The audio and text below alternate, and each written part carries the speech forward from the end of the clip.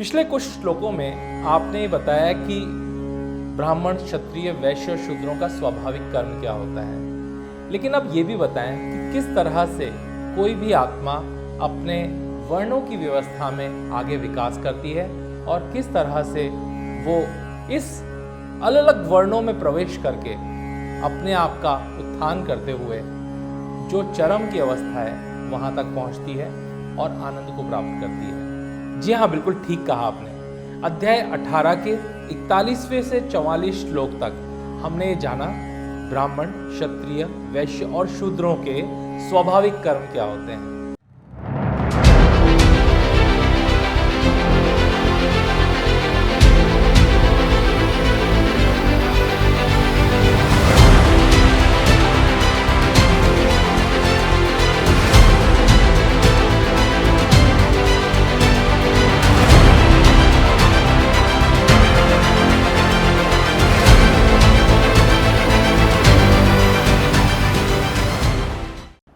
पिछले कुछ श्लोकों में आपने बताया कि ब्राह्मण, क्षत्रिय, वैश्य और शूद्रों का स्वाभाविक कर्म क्या होता है, लेकिन अब ये भी बताएं कि किस तरह से कोई भी आत्मा अपने वर्णों की व्यवस्था में आगे विकास करती है और किस तरह से वो इस अलग अलग वर्णों में प्रवेश करके अपने आप का उत्थान करते हुए जो चरम की अवस्था है वहाँ तक पहुँचती है और आनंद को प्राप्त करती है।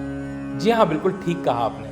अध्याय 18 के 41वें से 44 श्लोक तक हमने ये जाना ब्राह्मण, क्षत्रिय, वैश्य और शूद्रों के स्वाभाविक कर्म क्या होते हैं और किस तरह से हम ये पहचान सकते हैं कि इस समय पर हमारे जो कर्म है वो किस वर्ण के अनुसार है। तो अब आपके लिए यहाँ पर एक चैलेंज है, तो कमेंट बॉक्स में लिखकर बताएं कि इन श्लोकों के आधार पर जो सूची दी गई थी कर्मों की, उसके आधार पर आप खुद को किस वर्ण के साथ जोड़कर देख पा रहे हैं। हो सकता है कि जन्म से आप किसी और वर्ण में हो, लेकिन कर्म के आधार पर इस सूची के अनुसार आप खुद को एक अलग ही वर्ण में देख पा रहे हो। तो कमेंट बॉक्स में लिखकर ज़रूर बताइएगा। और अगर आपने चैनल अभी तक सब्सक्राइब नहीं किया है तो चैनल को सब्सक्राइब ज़रूर करें और बेल आइकॉन को भी प्रेस करें, जिससे कि ज्ञान और भक्ति की ये गंगा आप तक पहुंचती रहे। तो किस तरह से किसी भी वर्ण में पैदा हुआ कोई व्यक्ति या कोई आत्मा अपना आध्यात्मिक और स्वाभाविक विकास कर सकती है, इस बारे में भगवत गीता अध्याय 18 के श्लोक 45 में बताते हैं। स्वे स्वे कर्मण्यभिरतः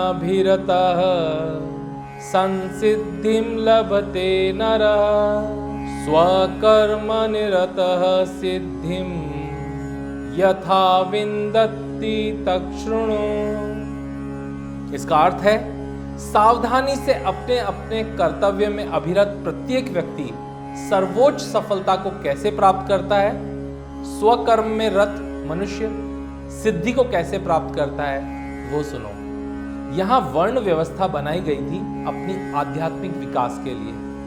तो हर आत्मा और हर व्यक्ति को आत्मनिरीक्षण करना चाहिए कि वो किस प्रकार से अपना आध्यात्मिक विकास कर पा रहा है। जैसा पहले के श्लोकों में भी हमने बताया कि हर व्यक्ति या हर आत्मा शूद्र रूप से अपने आप को शुरुआत में प्रकट करती है, जिस प्रकार से एक बालक की अवस्था होती है जो अज्ञानी होता है, जिसे ज़्यादा जानकारी नहीं होती है और उसके पास अधिक विवेक भी नहीं होता है। लेकिन धीरे धीरे जैसे वो बड़ा होता है उसका विकास भी होता है और उसमें विवेक की भी वृद्धि होती है। ठीक इसी प्रकार से हमें आत्मनिरीक्षण करके देखना चाहिए कि इस वक्त हम किस वर्ण के साथ खुद को जुड़ा हुआ महसूस करते हैं, क्योंकि किसी को भी एक साथ लंबी छलांग नहीं लगानी चाहिए। इसमें नुकसान भी भारी है और आप इतनी तेजी से इतनी चीज़ों को आत्मसात नहीं कर सकते। अगर कोई व्यक्ति अपने आप को शरीरबद्ध रूप से शूद्र पाता है तो उसको अपने ऊंचे वर्णों के साथ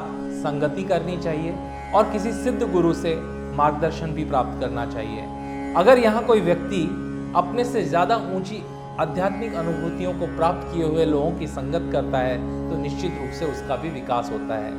सबसे पहले उसको वैश्य वर्ण की तरह ज्ञान का विकास करने वाले लोगों की संगत करनी चाहिए और अपने ज्ञान का भी उत्थान करना चाहिए। ज्ञान की अवस्था को प्राप्त करने के बाद इंद्रियों से युद्ध करने वाले क्षत्रियों का हमें संगत करना चाहिए।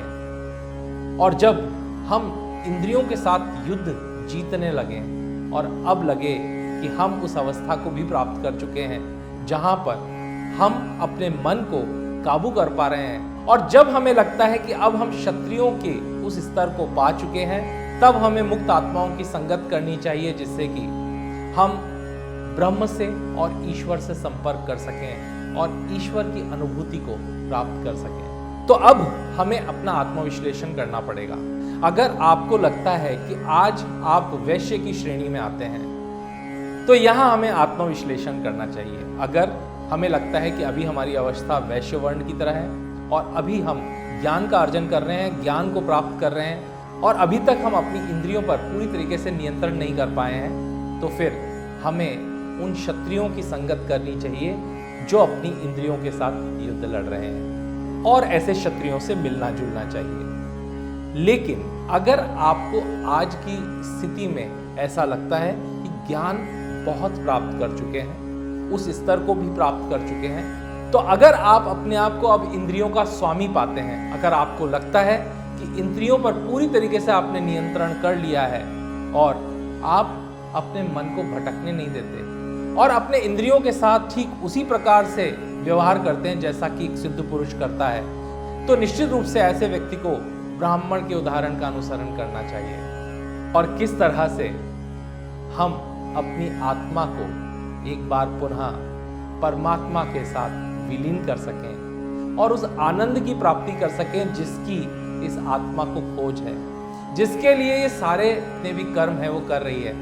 आप खुद सोचिए, हम नौकरी करते हैं, पढ़ाई लिखाई करते हैं, आध्यात्मिक क्रियाएं करते हैं, कुछ लोग अलग अलग तरह के व्यसन करते हैं, शराब पीते हैं, अलग अलग तरह के भोजन करते हैं। क्या कभी आपने सोचा इन सब चीजों के पीछे उद्देश्य क्या है?